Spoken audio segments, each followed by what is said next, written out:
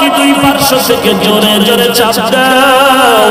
একটা মশার কামড় সহ্য করতে পারি না, কবরের চাপ কেমন করে সহ্য করব রে বাবা।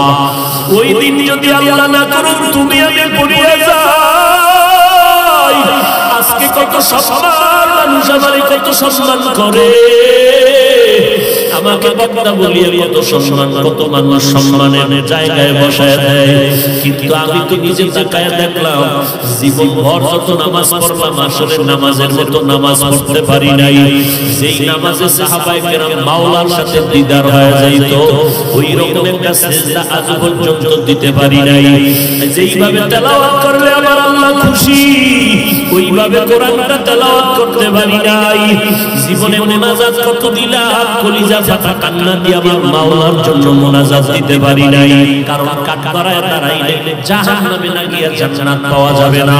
কারণ হিসাবের কাঠগড়া বড় কঠিন হবে।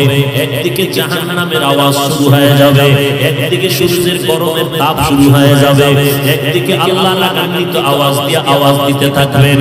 এমন অবস্থায় হাসরের ময়দানটা থরথর করে কাঁপতে থাকবে, গুনাহগারগুলো লাফানো থাকবে, চোখের পানি পড়বে, রক্ত পড়বে।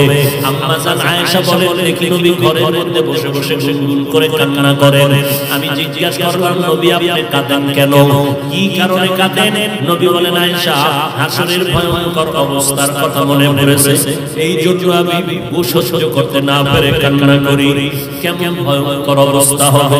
নবী বলেন, আয়েশা ওই হাসরের ময়দানে সমস্ত মানুষ, নবী সাহাবী সবাই উলঙ্গ দাঁড়াবে, নারী পুরুষরা উলঙ্গ দাঁড়ায় যাবে, সূর্যটা মাথার উপরে আসবে। আল্লাহ বলবেন, ও সূর্য তোর যত তাপ আছে জমিনের মধ্যে ছাড়িয়ে দে।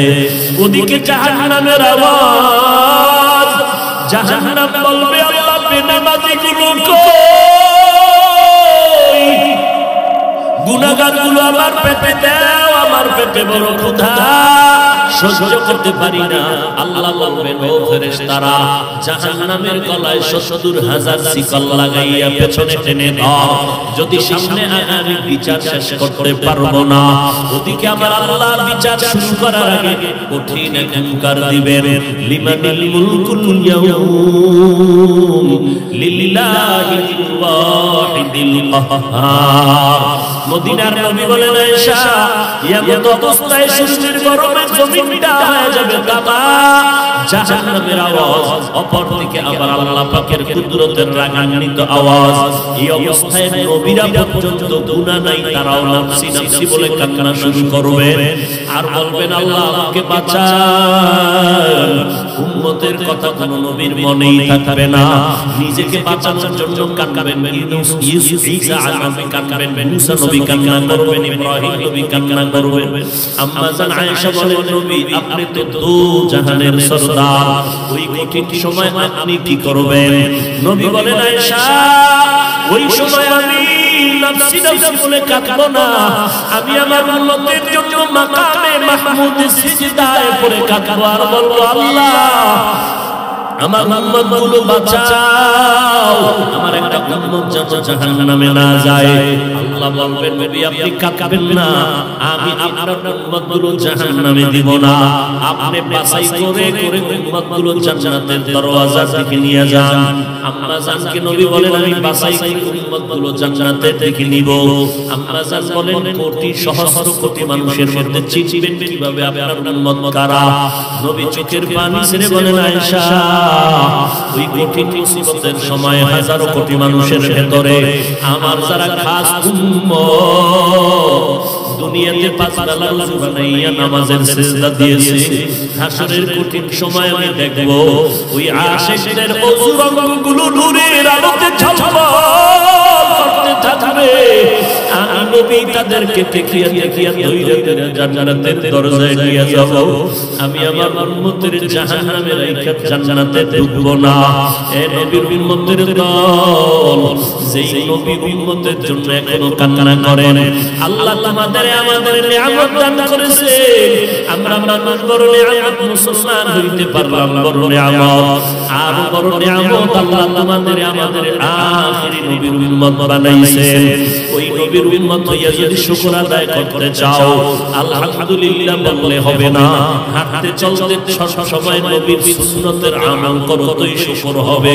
ও বান্দা দাড়িটা লম্বা করো, নামাজ পড়ো, নবীর দরুদ সালাম পড়ো, নবীর তরিকায় জীবনটা চালাও, নবীর তরিকায় ব্যবসা করো, নবীর তরিকায় চাকরি করো, নবীর তরিকায় মা বাবার খেদমত করো, নবীজির মুহাব্বত নিয়ে বান্দা চলো। কিয়ামতের ময়দানে তোমাকে না নিয়ে আমার নবী জান্নাতের দরওয়াজায় যাবে না। কিন্তু এটাও বড় ভয়, আমার নবী আপনার উম্মতগুলো নিয়ে ডাইরেক্ট হাউজে কাউসারের কিনারায় চলে যাবেন।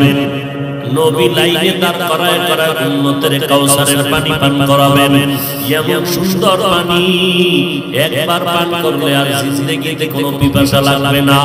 উম্মতেরা লাইনে দাঁড়ায় দাঁড়ায় পানি পান করতে থাকবে, নবী নিজ হাতে দিবেন। হঠাৎ করে দেখবে একটা পর্দা সামনে পড়ে গেল।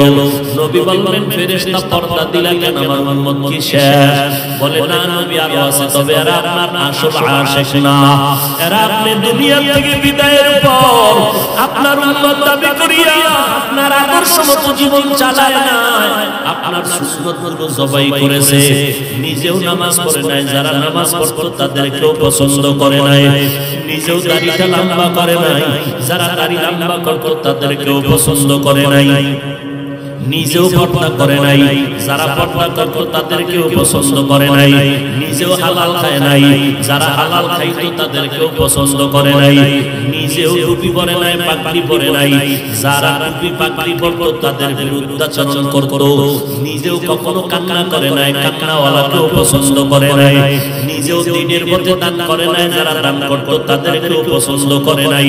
আপনার সুন্নাতগুলো জবাই করিয়া করিয়া জীবনটা কাটাইছে, টুপির বিরুদ্ধে, নবীর বিরুদ্ধে, দ্বীনের বিরুদ্ধে, নামাজের বিরুদ্ধে সমালোচনা করেছে, কোরআন পড়ে নাই, পড়নেওয়ালাকেও মুহাব্বত করে নাই, উলামায়ে কেরামদের মুহাব্বত করে নাই, বিরোধিতা করেছে। আমার নবী এগুলো শোনা মাত্র নবী হঠাৎ করে রাগান্বিত হইয়া বলবেন, সোহকান সোহকান, ও উম্মতেরা তোরা আমার দল থেকে বের হয়ে যা, আমি তোদের নবী না, তোরা আমার একটাও উম্মত না।